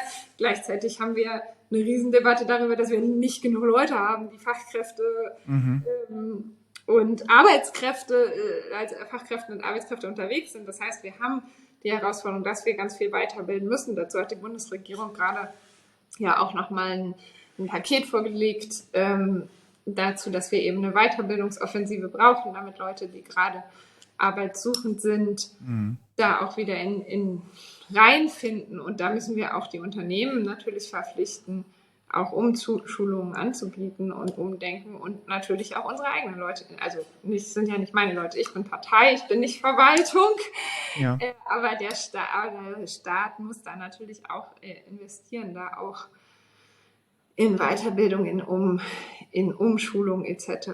Und es muss natürlich auch ein attraktiver Arbeitsort sein. Ich finde, das ist natürlich auch immer so ein Thema bei Verwaltung jetzt erstmal, weil viele Leute sind ja einfach abgeschreckt schon allein von dem Wort Verwaltung. Ja, weil es eben mit diesem riesigen Bürokratieaufwand dann auch irgendwie zu tun hat. Also ich glaube, da ist relativ schnell dann irgendwie so da muss ich mich durch so viele Formulare von Hand durchwühlen. Das kann ich nicht unbedingt gebrauchen. Ich will lieber also tatsächlich die Arbeit machen, die ich möchte.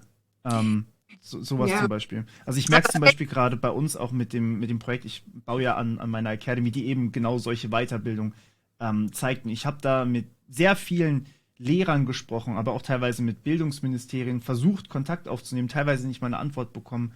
Und teilweise kam einfach die Antwort, ja, wir sind so festgefahren, wir haben einfach keine Möglichkeit, sowas zu unterstützen, weil es nicht diese 50.000 Anforderungen erfüllt. Sowas wie zum Beispiel Bildungsgutschein, muss man irgendwelche Zertifizierungen durchlaufen. Und es gibt keine einheitliche Lösung in dem Sinne. Und alles muss dann doch am Ende von Hand beantragt werden, sag ich mal. Ja. Ja, aber die Frage ist ja, warum ist das eigentlich so? Genau. Und da muss man wiederum in Betracht ziehen, dass natürlich der Staat sich auch absichern muss. davor, dass einfach Menschen das Geld missbrauchen Ja, und für ganz andere Mittel ausgeben. Ich meine, da haben wir dann auch wieder den riesen Skandal. Wir hatten jetzt diese Debatte um die Corona-Tests zum ja, Beispiel. da Ne? musste ich auch gerade dran denken. Wenn es sozusagen ganz schnell gehen muss und dann wird einfach Geld rausgegeben, dann hast du immer Leute, die das missbrauchen. Du musst eben die Rechte von den Menschen wahren. Du musst dafür sorgen, dass wenn ein Fehler entsteht, dass es da eine Möglichkeit gibt, das zurückzuhalten. Du Mhm. versuchst natürlich, dass möglichst wenig Fehler passieren und über so viele Absicherungen, das läuft halt ganz viele Mhm. Absicherungsschleifen dann immer wieder, dass wir dann eben dazu kommen, dass es so gefühlt ein großes, total überflüssiges System ist. Aber das ist ja nicht einfach so gekommen, weil jetzt irgendjemand gesagt hat, ich finde es super, dass man da 1000 Zettel ausfüllen muss und ganz viele Informationen und Nachweise einreichen muss. Mhm. Ich will die Menschen damit ärgern, damit möglichst niemand was beantragt. So Ja, ist es ja nicht, sondern es geht ja eben darum, dass es für Mitarbeiterinnen die für den Staat arbeiten und die Gelder, die der Allgemeinheit gehören, also Steuergelder, mhm. quasi ausgeben, dass die auch gut ausgegeben werden und dass Ja, die eben nicht missbraucht werden und nicht einfach ähm, ja, zu anderen Zwecken verwendet werden und dass das auch der Zweck, den sich der Staat überlegt hat, wofür er jetzt Geld ausgeben will, dann auch eingehalten wird mhm. und dass es die Leute auch wirklich gibt und was weiß ich, was da dann alles noch für Risiken. Und dadurch wird es dann halt immer mehr. Und da sind wir immer auch in so einem Zwiespalt natürlich. Wie schaffen Ja, wir es, möglichst einfach zu machen und trotzdem sicher, ja? ja, Das ist ja eben auch beim Thema Datenschutz, ne? Wie schaffen wir es, dass es nicht so schwierig ist und trotzdem sicher? So, ja. dann kommen wir in die Debatte von vorhin. Ja, es wird im Zweifel aufwendiger, damit es sicherer ist. Und so ein bisschen, glaube ich, kann man damit auch erklären, warum an vielen Stellen Sachen, die ein Staat macht, viel aufwendiger sind als Sachen, die ein Unternehmen macht. Ja. Weil Weil es es, einfach andere Größenordnungen sind, man irgendwie an alles denken muss. genau, Ich und glaube, auch das ist eine aber sehr andere schwer. Verantwortlichkeit. Und du hast da jetzt Ja. auch nicht einen Unternehmer oder eine Unternehmerin, die entscheiden kann, ja, das ist jetzt mein Geld und ich gehe das Risiko ein. Mhm. Gerade zu der Debatte KI in Predictive Policing oder Palantir, Hm. jetzt mal namentlich genannt. Ich würde da jetzt nicht wirklich drauf eingehen kurz. Ich würde gerne noch kurz einen anderen Aspekt von KI eingehen. Wir haben ja noch einen separaten Podcast bzw. Vidcast geplant, genau zu diesem Thema. Und soweit ich weiß, nächste Woche ist auch ein Video dazu geplant von mir, also speziell zu Palantir und Predictive Policing. Deswegen hier kurz Thema außen vor genommen. Was Großes ich, Thema. ja, es ist riesig und es ist super gefährlich. Was ich allerdings an der Stelle noch kurz fragen wollte, ist, wie wird in dem Zusammenhang mit Open Source und KI-Modellen umgegangen? Also wir hatten jetzt gehört, wir wollen KI eigentlich soweit regulieren und limitieren, dass nicht jeder einfach irgendwelche Sachen erstellen kann, die potenziell bösartig sind. Ähm, aber wir haben jetzt auch gerade schon die ersten Open Source neuronalen Netze oder Systeme gefunden, wie zum Beispiel Llama Alpaca von Meta oder auch jetzt fehlt mir der Name nicht ein, ich glaube Cerberus kann das sein, die auch so eine Mhm. Art GPT-3 veröffentlicht haben. Ähm, Wie wird mit sowas umgegangen? Weil es ist im Endeffekt öffentliches Netz, es ist ein Sprachenmodell und es ist eigentlich nur eine Frage der Zeit, bis wir auch ein GPT-4 oder 5 in Open Source bekommen, das dann auch wirklich mächtig ist, das dann potenziell auch Informationen beinhaltet, wie man Viren schreibt oder programmiert oder wie Mhm. man bösartige Dinge tut. Wie kann man damit dann umgehen? Naja, ich glaube, also ich finde jetzt erstmal ist es, wenn es Open Source ist und wenn es sozusagen auch die Logarithmen, also ich meine, auch da, das ist gerade bei KI ja eine große Frage, weil man weiß ja im Zweifel trotzdem nicht, was sie gelernt haben und so, aber Mhm. ich finde da die Anforderungen daran, dass man auch eine Transparenz darüber hat, was die Systeme können und da im Zweifel eine Verpflichtung auch darüber hat, damit es Leute gibt, das werde ich sicher nicht sein, aber damit man da auch eine Kontrollfunktion hat, weil ehrlich gesagt, wie gesagt, über Logarithmen, über sozusagen auch Programmierungen, die einfach im Verschlossenen sind, intransparent sind, Geschäftsgeheimnisse sind, wird auch jetzt schon ganz viel gemacht. Mhm. Und wenn es sozusagen da eine transparentere Open Source Möglichkeiten gibt oder Veröffentlichungspflichten gibt, dann glaube ich, ist das sinnvoll. Aber da muss man eben, da ist es bei KI natürlich besonders schwierig, weil da die Frage, was wurde eigentlich gelernt und wie ist das abgelaufen, Mhm. schwieriger auch das transparent zu machen. Ich glaube aber, das ist ein wichtiger Faktor. Und wie gesagt, die Frage, und das ist, glaube ich, eine gesellschaftliche Frage auch und nicht nur eine staatliche Frage, wie gehen wir eben auch mit solchen von KI entwickelten Sachen um und wie nutzen wir die und wie kontrollieren und limitieren wir die und wo passen wir uns auch an, ehrlich gesagt, ja. Wo Ja. sagen wir auch, das ist jetzt per KI und es ist auch okay und es ist auch besser so. Da muss man halt immer, ich glaube, wir müssen halt mehr daran investieren, wirklich in die Analyse, wo sind die Risiken und Mhm. wie können wir denen begegnen und wo wird es gefährlich, wo brauchen wir Regelungen Das heißt, und dass wo man ist so es. offene KI eigentlich gar nicht so dramatisch ist für die Allgemeinbevölkerung an sich. Die kann man ruhig anwenden. Aber halt in so Sachen wie Predictive Policing, dass man da zum Beispiel einfach sagt, okay, und hier setzen wir Riegel vor, das ist gefährlich. Ich glaube, das ist auch ungefähr das, was beim AI-Act gemacht wird. Genau, also dass Mhm. man eben eine Risikoabwägung Abwägung musst du halt machen. Mhm. Und das ist entscheidend und das ist aber natürlich auch herausfordernd. Man muss gucken, es bringt nichts zu sagen, wir verbieten das alles. Also es Würde auch gibt gar nicht es einfach funktionieren. schon, Ja. es wird viel damit gemacht, es nutzen viele Leute, es wird auch investiert und wir wären ja auch dumm, wenn wir uns die Möglichkeiten nicht zu eigen machen würden. Ja. Ja? Und wenn wir einfach sagen, und wenn, ich meine erst recht, wenn wir in Deutschland oder in Europa sagen, hier wird es jetzt einfach verboten, das ist ja Das Europa, wäre, ja, das dann hilft ja befördern wir uns gar nicht generell einfach so. für das, was dann sozusagen China macht oder die USA machen oder so, das Mhm. stellen wir uns ja selbst in Bein. Das Ja. heißt, es ist ganz wichtig zu gucken, eine Risikoabwägung zu machen, bestimmte Sachen auch zu regulieren und zu verbieten und anderen Sachen eben zu sagen, so, das ist aber erlaubt. Oder eben zu sagen, man muss Dinge kennzeichnen Mhm. und dann eben aber auch in der Durchsetzung. Und ich glaube, das ist gerade eben auch ein großes, das ist eben die Herausforderung, dass man dann das auch durchsetzen kann und dass man Mhm. dafür, dann kommen wir wieder zum Anfang, Mhm. das Personal dafür hat, etc. Speziell, wenn wir wieder zum Anfang zurückdenken, wir hatten es vorhin über KI-Pornografie, die ja im Endeffekt auch auf solchen Netzen basiert. Und wenn ich mir jetzt überlege, das Video, was wir jetzt gerade hier veröffentlichen, das würde ziemlich sicher in solchen Trainingsdaten von, sagen wir einfach mal, Bildgeneratoren verwendet werden. Also einfach Thumbnails von YouTube-Videos oder auch teilweise vielleicht Videobilder, je nachdem, welchen Zeitraum wir uns hier jetzt denken. Und am Ende, wenn jetzt so ein pornografisches Video existieren würde, wären da auch eigentlich unsere Gesichter mit drin verarbeitet, wenn man es technisch sieht. Also vielleicht nur zu 0,01%, aber wo liegt die Grenze? Also ab wann darf ich sagen, das ist eigentlich mein Bild, das möchte ich da nicht drin haben? Ja, das ist eine gute Frage, ja. Ähm, ja, ich kann das jetzt ehrlich gesagt auch nicht so beantworten, dass ich sagen kann, okay, ganz genau da Mhm. ist eine scharfe Abgrenzung. Ich glaube, da ist es, wie gesagt, auch immer eine Abwägung von, wie stark die Rechte verletzt und Mhm. wo ist es halt, hat es einen negativen Einfluss, ne? Ja. Ähm, und da muss man halt das muss man halt bewerten, so. Und wo ist Mhm. der Eingriff ins Persönlichkeitsrecht, so. Mhm. Da müsste Äh, man dann quasi wirklich von Hand wieder hergehen und sagen, okay, und das möchte ich eigentlich nicht haben, soweit.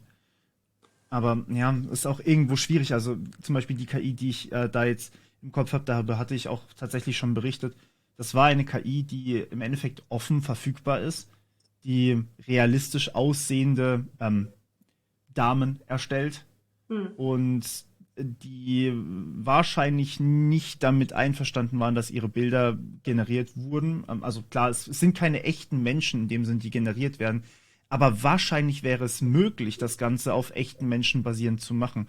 Und selbst wenn es nicht öffentlich gepostet wird, mir wäre es unangenehm, wenn jetzt irgendjemand zum Beispiel von mir solche Videos oder Bilder erstellen könnte. Auf jeden Fall. Ich meine, da sind wir ja wieder auch im sozusagen Urheberrecht und in der Frage sozusagen, ich habe ein Recht am eigenen Bild. Mhm. So.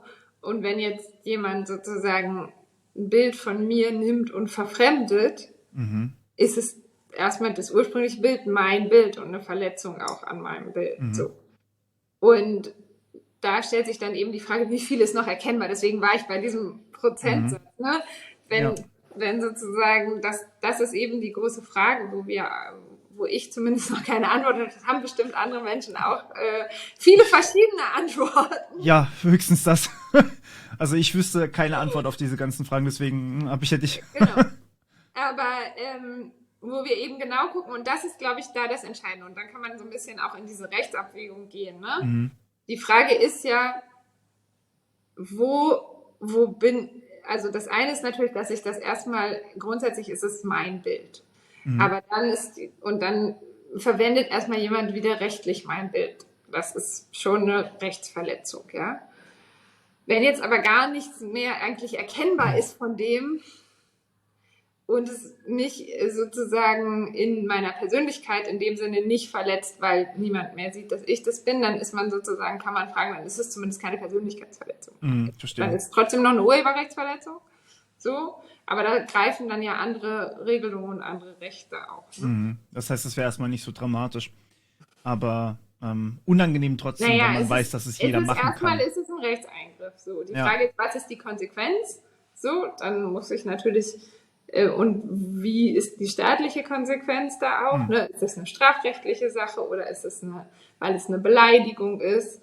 Oder ist es eine zivilrechtliche Sache, wo ja die Konsequenzen ganz unterschiedlich sind. Ne? Wenn es eine Mhm. strafrechtliche Sache ist, dann muss der Staat mit der Staatsanwaltschaft das verfolgen und dem nachgehen, wer der Täter ist oder die Mhm. Täterin.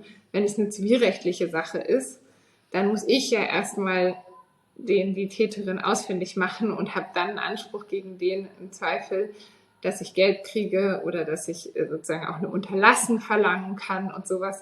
Das sind halt unterschiedliche Folgen dann Ja, tatsächlich. ich verstehe, verstehe. Das wird noch spannend werden auf jeden Fall.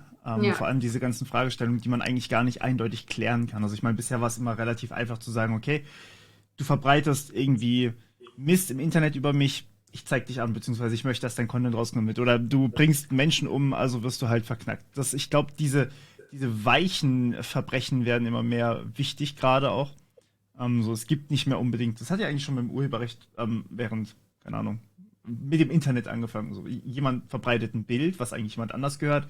Also es ist eigentlich gestohlen, technisch gesehen. Und das war ja damals schon irgendwie, aber du hast ja niemandem geschadet. Also wie gehen wir damit um?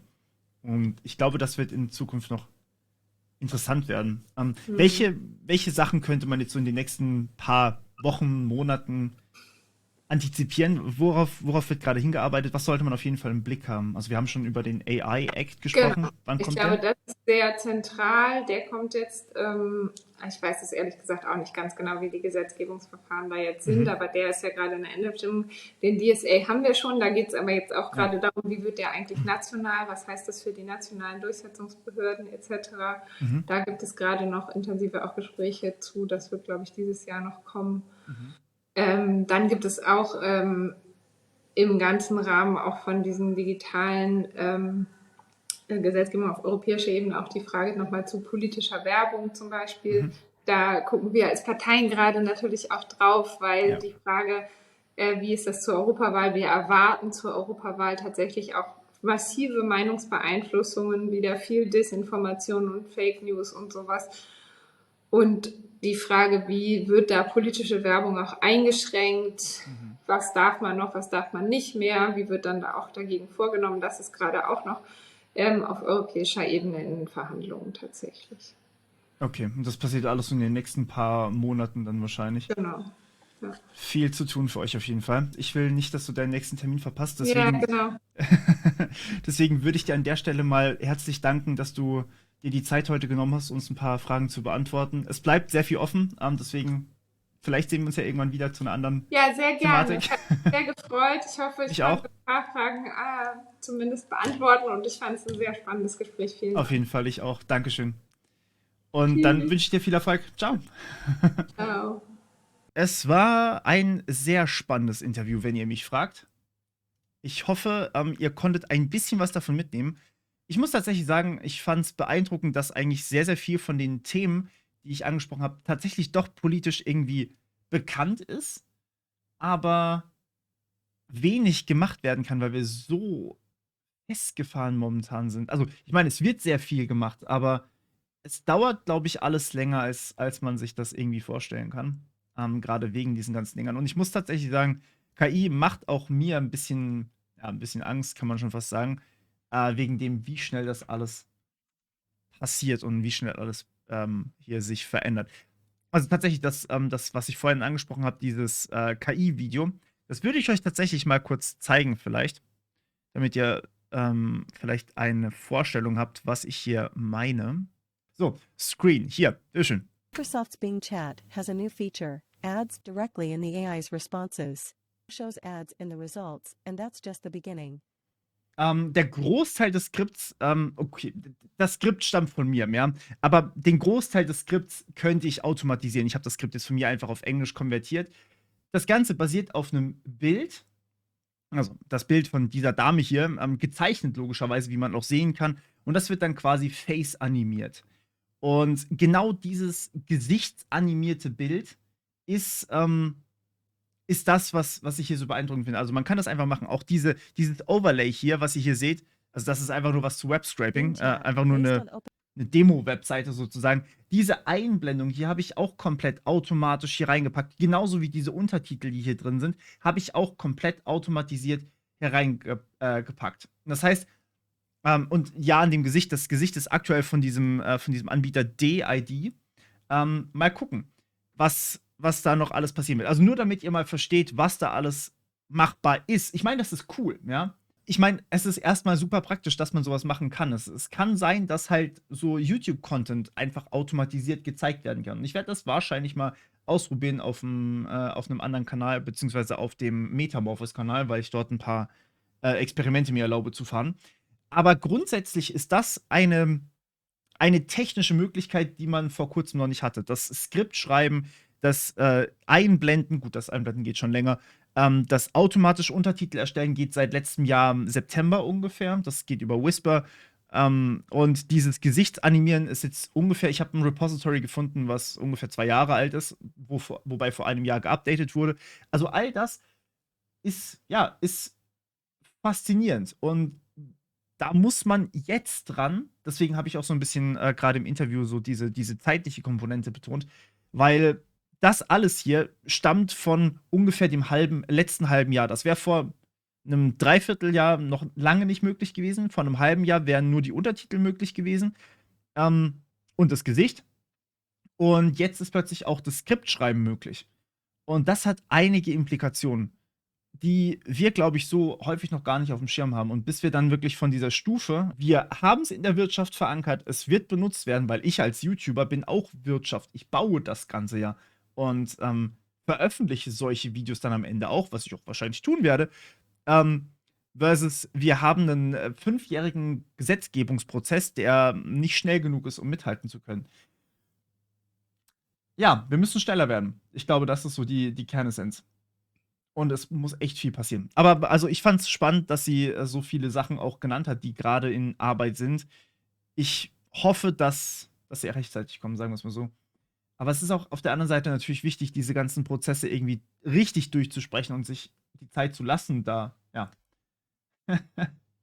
faszinierende Sachen dann auch draus zu machen, die dann auch funktionieren. Also deswegen hatte ich auch das vorgeschlagen mit diesem, man unterschreibt selber, welcher Content wirklich von mir ist. Wenn ich das quasi bei mir auf dem YouTube-Kanal hochlade, dann ist das eigentlich schon so ein Zeichen, okay, wenn ich da eine Signatur von mir drunter setze, dann ist das halt wirklich mein Content. Dann könnt ihr auch davon ausgehen, dass ich das halt erstellt habe. So.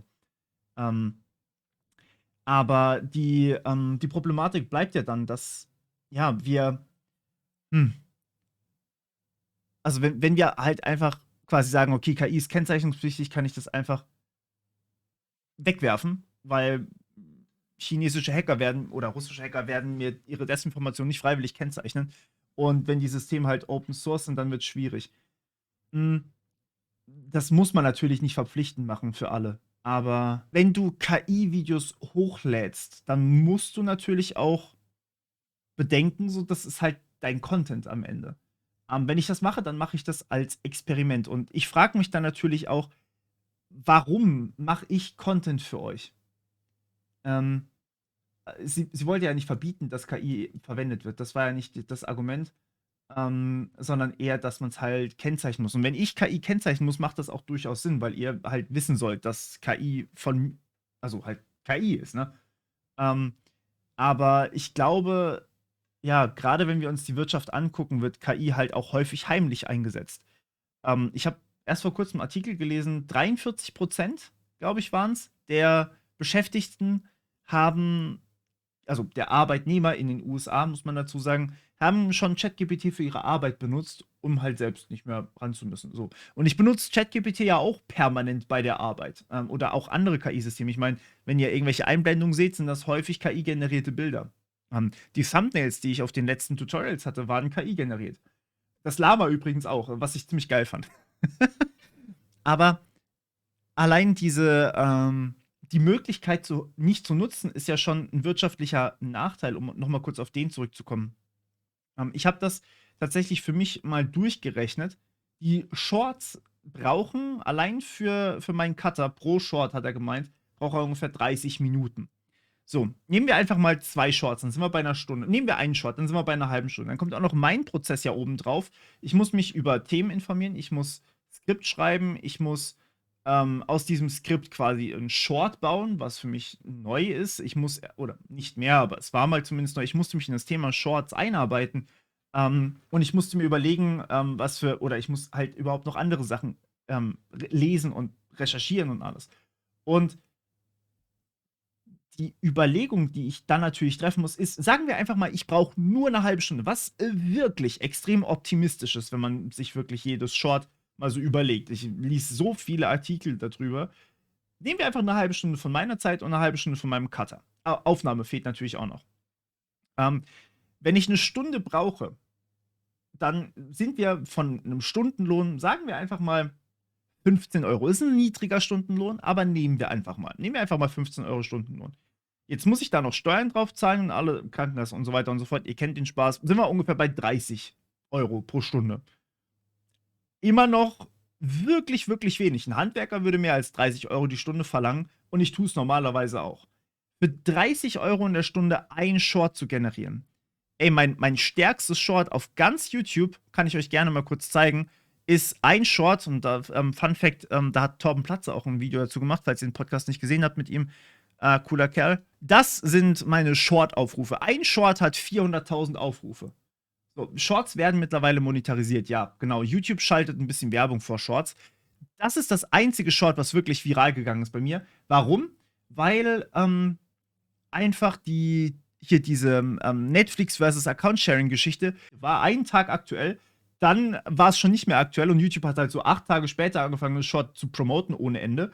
Und da war es halt schon nicht mehr aktuell. Und dann haben sich die Leute quasi in den Kommentaren aufgeregt. Deswegen hat das Short mehr Watchtime bekommen, deswegen ist es viral gegangen. So, das ist die Logik bei YouTube. Das heißt, am Ende haben sich die Leute nur über mich beschwert. Es hat niemandem was gebracht. Das war das Zweite, was mich genervt hat. Und das Dritte, es hat $20 eingebracht. Dollar, nicht Euro, Dollar. Ungefähr 1:1 nehmen wir einfach mal. Meine Ausgaben waren, wenn ich schlechten Stundenlohn habe, bei 30 Euro. Ihr erinnert euch. So, das heißt, für mich als Unternehmen macht es 0,0 Sinn, ein Short zu erstellen, weil das ist mit Abstand das krasseste Short hier gewesen. Es gab auch einfach noch andere Shorts, wie zum Beispiel das hier mit Meteorit, war einfach zu sexy. Selbst wenn es 50.000 Aufrufe hatte, 0,79 Cent eingenommen. $Cent übrigens. So, das heißt, die meisten Shorts mache ich einfach for free. Also, ihr versteht, was ich meine.